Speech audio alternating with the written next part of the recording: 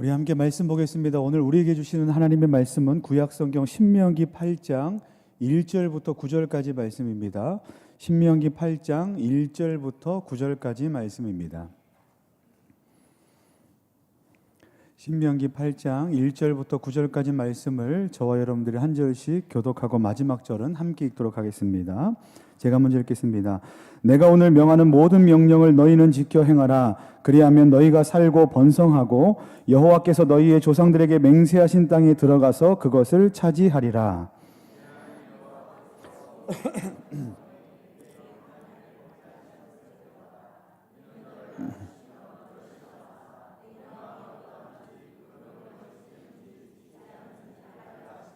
너를 낮추시며 너를 줄이게 하시며 또 너도 알지 못하며 내 조상들도 알지 못하던 만나를 내게 먹이시는 것은 사람이 떡으로만 사는 것이 아니요 여호와의 입에서 나오는 모든 말씀으로 사는 줄을 내가 알게 하려 하심이니라.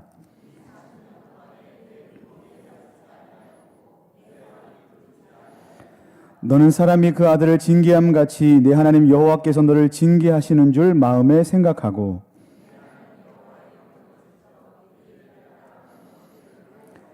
내 하나님 여호와께서 너를 아름다운 땅에 이르게 하시나니 그곳은 골짜기든지 산지든지 시내와 분천과 샘이 흐르고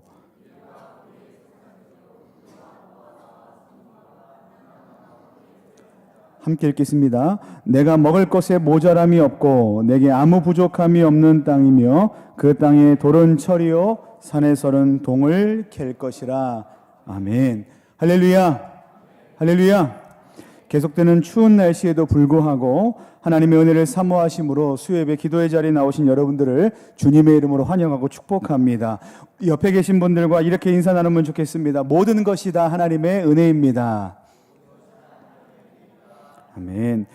저와 여러분들이 커다란 기대와 소망을 가지고 2018년을 시작했던 때가 정말 엊그제 같은데 벌써 2018년의 마지막 주가 되었습니다. 우리는 현실을 살아가는 그때는 잘 모르지만 무심코 지나온 과거를 돌이켜 생각해 보면 시간은 참으로 빨리 지나가는 것 같습니다. 이제 조금 있으면 저와 여러분들은 또 다른 2019년이라는 새해를 맞이하게 됩니다. 언제나 그렇듯이 지나가는 시간은 많은 아쉬움을 우리에게 안겨줍니다. 하지만 오늘 이 시간 모인 저와 여러분들은 그것들을 아쉬워하기보다 오히려 새해에 부어주실 원대한 하나님의 은혜를 기대하시는 복된 성도님들 되시기를 예수님의 이름으로 간절히 축원합니다. 그래서 우리에게 주어진 이 오늘이라는 이 시간이 더 의미 있고 더 행복하고 그리고 소망과 기대가 더 넘치는 복된 시간이 되기를 또한 간절히 소망합니다.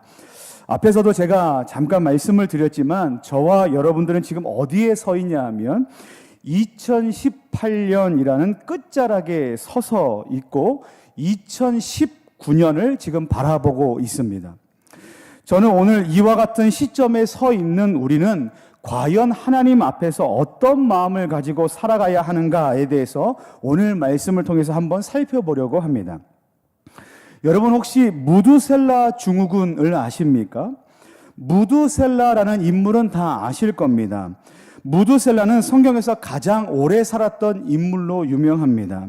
이 무두셀라 증후군은 그의 이름에서 착안한 심리 용어인데 소설가 조지 버나드 쇼가 1921년에 출간한 무두셀라로 돌아가라에서 가장 처음 사용한 데서 유래하는 단어입니다.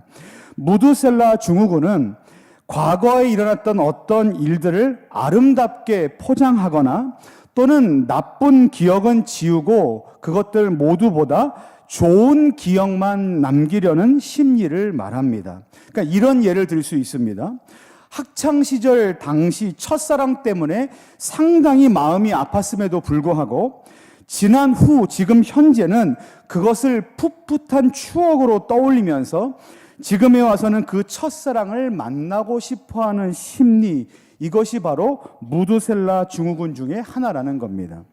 또는 과거 당시에는 실제로 가난하게 살았고 부족하게 살았음에도 불구하고 현재의 치열한 경쟁으로 인해서 과거의 삶을 여유로움으로 기억하고 그리워하는 것, 이것 또한 무두셀라 증후군에 해당한다는 겁니다.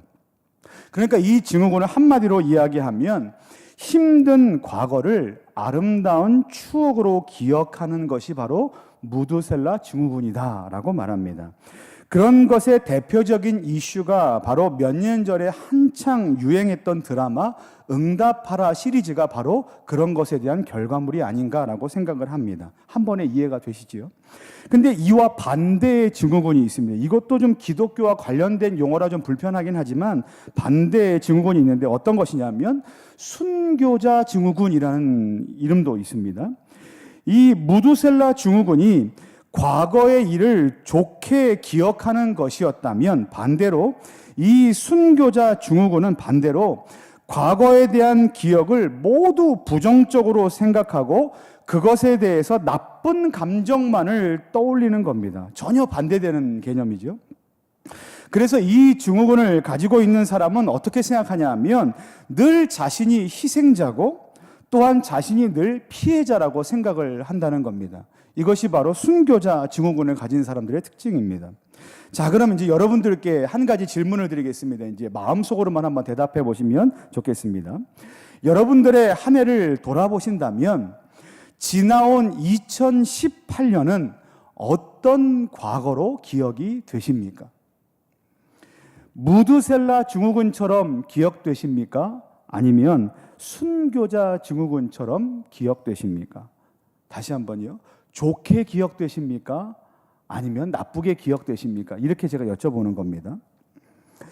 여러분, 어느 정도의 차이는 있지만 누구나 살아가면서 위험한 일, 그리고 어려운 일, 당황스러운 일, 또 고단한 일, 힘든 일, 고통스러운 일을 당하기 마련입니다. 누군가에게 다 말해놓고 쏟아내지는 못하지만 저와 여러분들의 한 해도 그와 같았을 수 있습니다.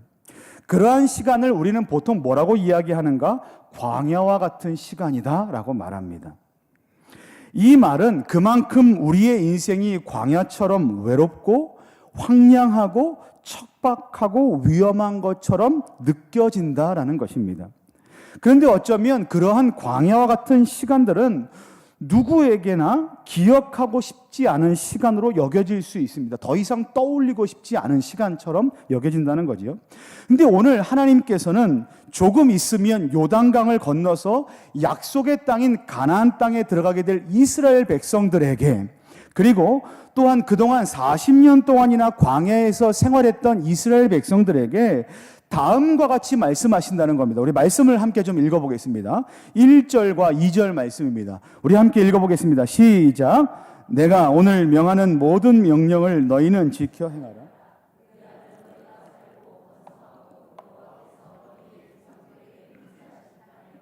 그것을 차지하리라. 내 하나님 여호와께서 이 40년 동안에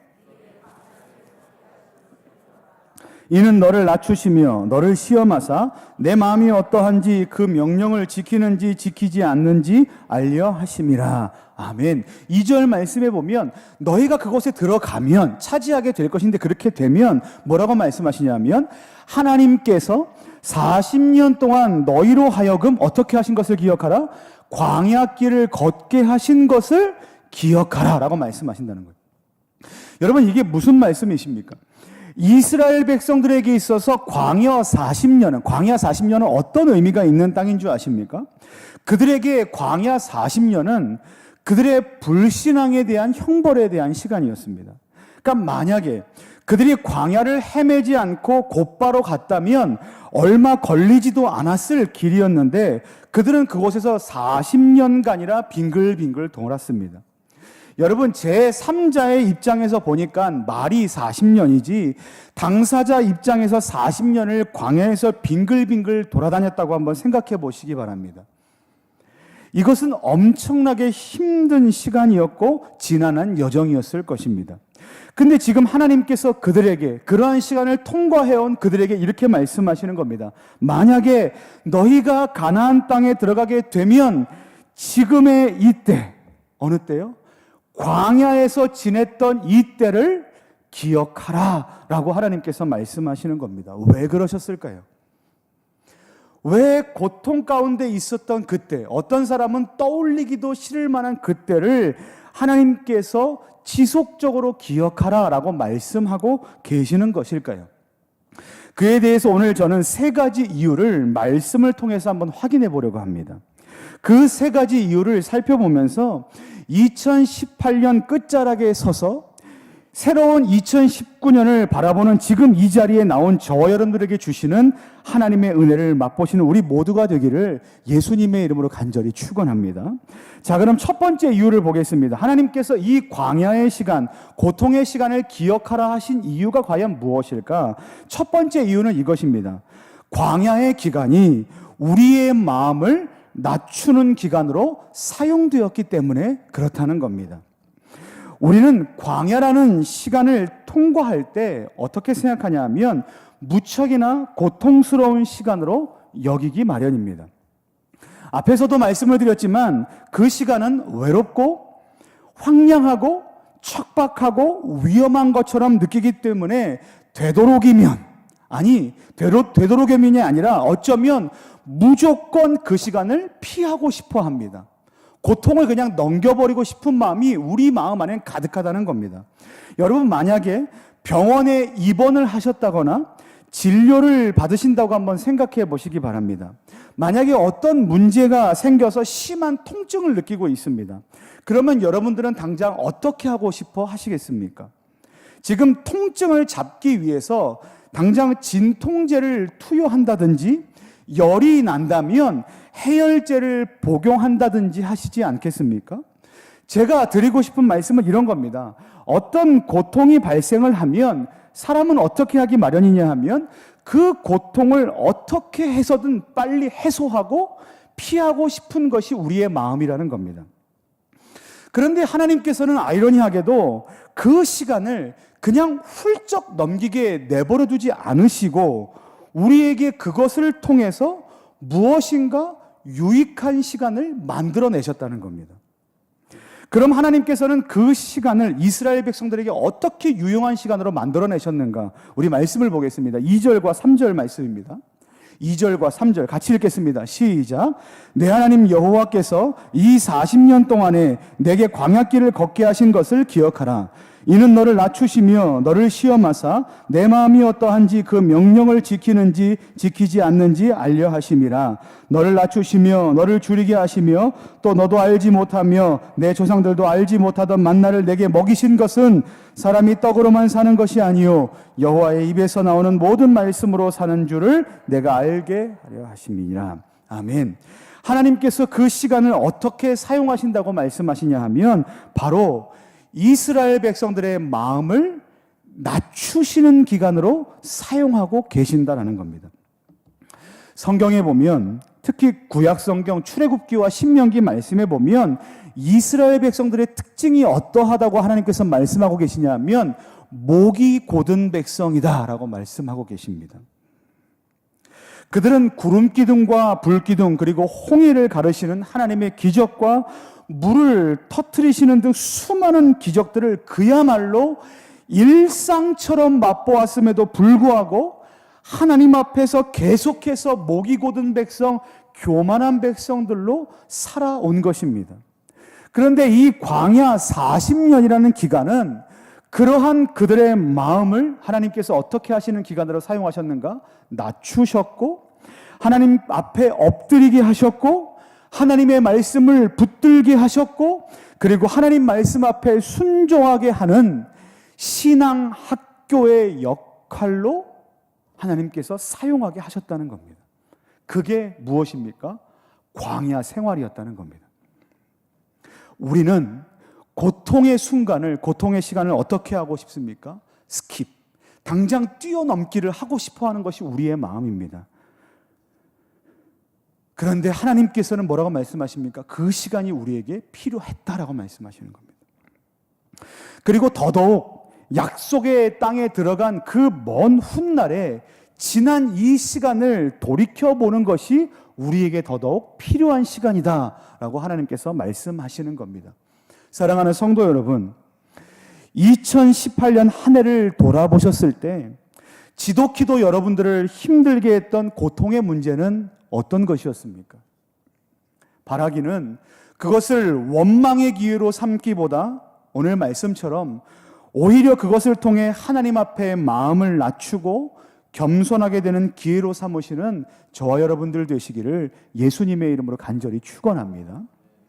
자, 그럼 이어서 하나님께서 지난 광야의 시간을 기억하라고 하신 두 번째 이유는 무엇인가? 두 번째 이유는 이것입니다.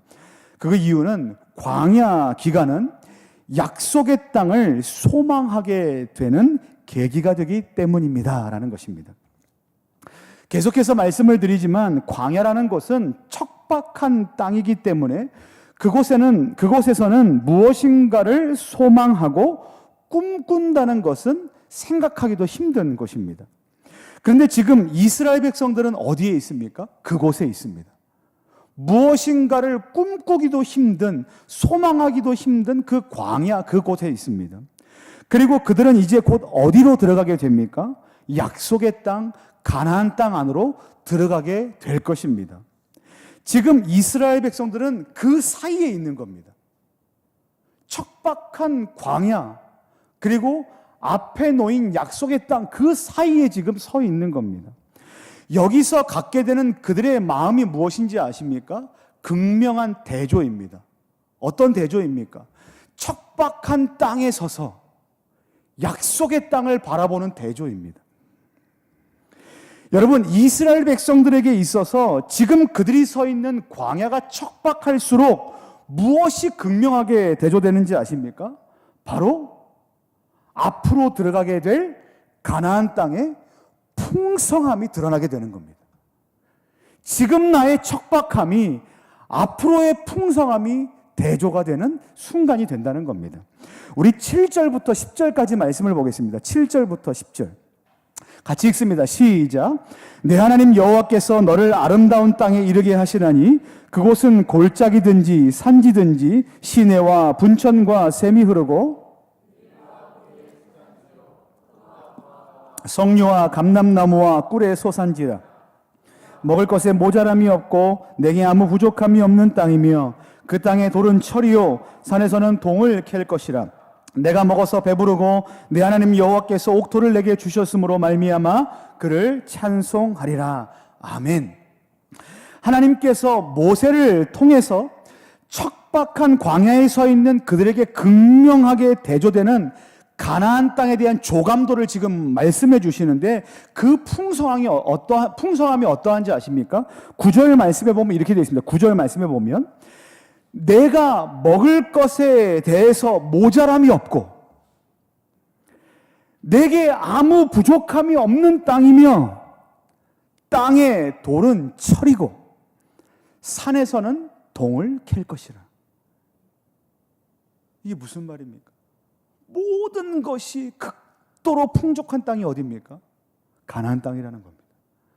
그 땅을 곧 하나님이 밟게 하실 것이고 그곳으로 너희를 들어가게 할 것이다 라고 하나님께서 지금 말씀하신다는 겁니다. 이것이 지금 그들이 서 있는 곳에서 느끼는, 척박한 땅에 서 있는 곳에서 느끼는 극명한 대조입니다. 여러분, 어둠이 짙을수록 빛은 더 밝게 비칩니다. 이처럼 2018년이 고난으로 인하여 고통스러울수록 우리의 2019년은 오히려 어떻게 느껴지겠습니까? 기대와 소망으로 가득할 것이라는 겁니다. 여러분, 모든 사람이 똑같이 고통을 느낄 겁니다. 똑같은 고통이라는 문제가 우리에게 발생하는 건 다 동일합니다. 그리고 그 문제에 반응하는 것, 고통을 절망으로 반응한다면 그거는 누구나 할 수 있는 일입니다. 그렇지 않겠습니까? 고통의 문제가 주어지면 A라는 사람도 고통으로, 절망으로 반응하고 B라는 사람도 절망으로 반응하고 C라는 사람도 절망으로 반응하면 누가 못하겠습니까? 고통이 절망으로 나타나는 건 누구나 할 수 있는 일입니다. 그런데 신자는 다르다는 겁니다. 왜 그런지 아십니까? 하나님께서 함께 하시기 때문입니다. 하나님께서 함께 하시는 신자는 다음 스텝에 대한 극명한 대조로 인하여 뭐가 있습니까? 소망이 있습니다. 그러므로 신자의 고통에는, 그 순간에는 절망이 아니라 오히려 무엇을 할 수 있다? 소망할 수 있다는 거예요. 사랑하는 성도 여러분, 바라기는 과거의 고난으로 인하여 깊은 절망 가운데 머물러 있기보다 오히려 오늘도 우리와 함께 하시고 영원토록 우리와 함께 하실 하나님을 기대하심으로 2019년을 소망하시고 새로운 꿈을 꾸시는 저와 여러분들 되시기를 예수님의 이름으로 간절히 축원합니다. 자, 그러면 세 번째, 하나님께서 지난 광야의 시간을 왜 우리에게 기억하라고 말씀하시는가? 세 번째 이유는 바로 이것입니다. 무엇인가 하면 광야 기간 동안 우리는, 이게 중요합니다, 실제로 하나님의 은혜를 경험했기 때문입니다. 이것 때문에 하나님께서 우리에게 광야의 시간을 기억하라고 말씀하시는 겁니다. 제가 앞에서 심리 용어를 설명해 드렸기 때문에 이 말씀을 꼭 드려야 될 것 같습니다. 앞에서 저는 무드셀라 증후군에 대해서 말씀을 드렸습니다. 그것은 망각과 같은 겁니다. 그러니까 실제는 고통이었습니다. 무드셀라 증후군이 말하는 건 뭐냐면 실제는 고통이었는데 나중에 생각해 봤더니 망각해서 뭐라고 느끼는 겁니까? 추억으로, 기쁨으로 느낀다는 것 아닙니까? 그러니까 그때 당시는 유익하지 않았습니다. 실제로 유익한 것이 없습니다. 근데 나중에 망각해서 뭘로 느끼는 겁니까? 유익했던 것 같다라고 느끼는 겁니다. 망각입니다. 그런데 우리 신자가 말하는 광야는 무드셀라 증후군처럼 고통이었지만 실제로 좋은 것이 하나도 없었다라는 것이 아닙니다. 그것과는 전혀 다릅니다. 비록 우리가 느끼는 것은 고통일 수 있지만 그 모든 것이 어떻다? 실제로 하나님께서 선하게 유익하게 역사하시는 하나님의 은혜를 경험하는 실제의 순간이었다라는 겁니다. 절대로 망각이 아니라 실제로 하나님께서 은혜를 베푸시는 것을 경험하는 역사적인 현장이었다라는 겁니다. 우리 말씀을 함께 보겠습니다. 4절 말씀입니다. 같이 읽겠습니다. 4절입니다. 시작. 이 40년 동안에 내 의복이 헤어지지 아니하였고 내 발이 부르트지 아니하였느니라. 이스라엘 백성들은 40년 광야 생활을 하는 동안 어떤 복을 누렸다라고 말씀하고 있냐면 그들은 입고 있던 의복이 전혀 헤어지지 않았다라고 하나님께서 말씀하십니다. 게다가 그들의 발이 전혀 부르트지 않았다라고 하나님께서 말씀하십니다. 여러분, 이게 얼마나 큰 은혜입니까? 여러분, 우리가 입고 있는 이 옷이 막 오랫동안 입어도 무릎이 나오지 않고 어디에 막 쓸려도 막 찢어지지 않고 헤어지지 않고 이렇게 헤어지지 않는 이 은혜를 40년 동안이나 누린다고 한번 생각해 보십시오. 이게 보통 은혜입니까? 그래서 어떤 신학자들은 이걸 뭐라고 얘기하시는지 아십니까?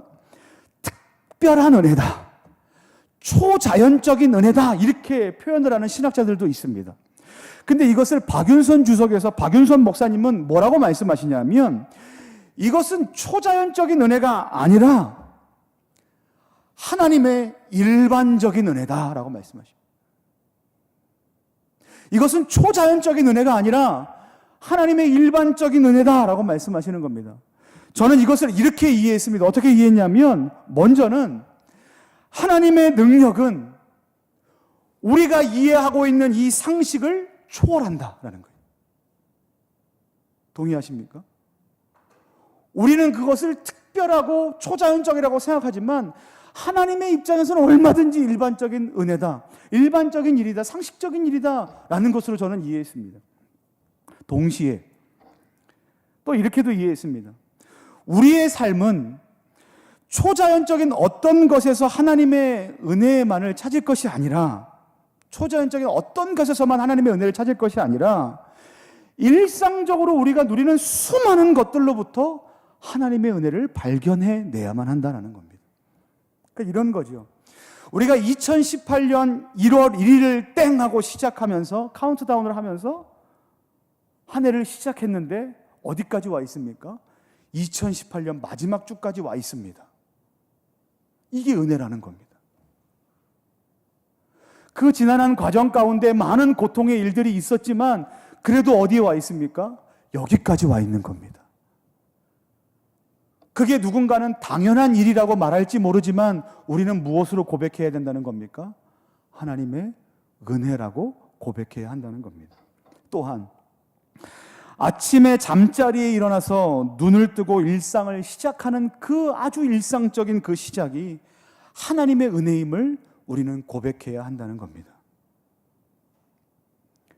그리고 아침에 출근해서 어느 먼 곳까지 운전을 해서 집에 돌아온 그 시간, 아무 일 없이 집에 들어와 앉아 있는 것, 그것이 하나님의 은혜임을 고백해야 한다는 겁니다. 그리고 추운 날씨, 오늘 무척 날씨가 추워졌죠. 내일이면 내일 모레면 더 추워진다고 얘기하는데 추운 날씨에 퇴근해서 돌아올 보금자리가 있다는 것도 하나님의 놀라운 은혜라는 겁니다. 그리고 무엇보다 우리가 하나님의 자녀된 것, 신자된 것이 그 무엇보다 놀라운 하나님의 은혜임을 고백해야 한다는 겁니다. 이것보다 놀라운 하나님의 은혜가 어디에 있겠습니까? 말씀을 마치겠습니다. 사랑하는 성도 여러분, 지금 여러분들은 2018년을 마무리하시면서 어떤 하나님의 은혜를 경험하셨고 또 어떤 것을 하나님의 은혜로 고백하고 계십니까? 그리고 2019년 어떤 것을 소망하고 계십니까? 바라기는 저와 여러분들이 살아가는 모든 순간 속에서 하나님의 은혜를 경험하시고 또 하나님의 은혜를 고백하시는, 그리고 앞으로 2019년 새해에도 하나님께서 새롭게 부어주시는 하나님의 은혜를 날마다 경험하시는 저와 여러분들 되시기를 예수님의 이름으로 간절히 축원합니다.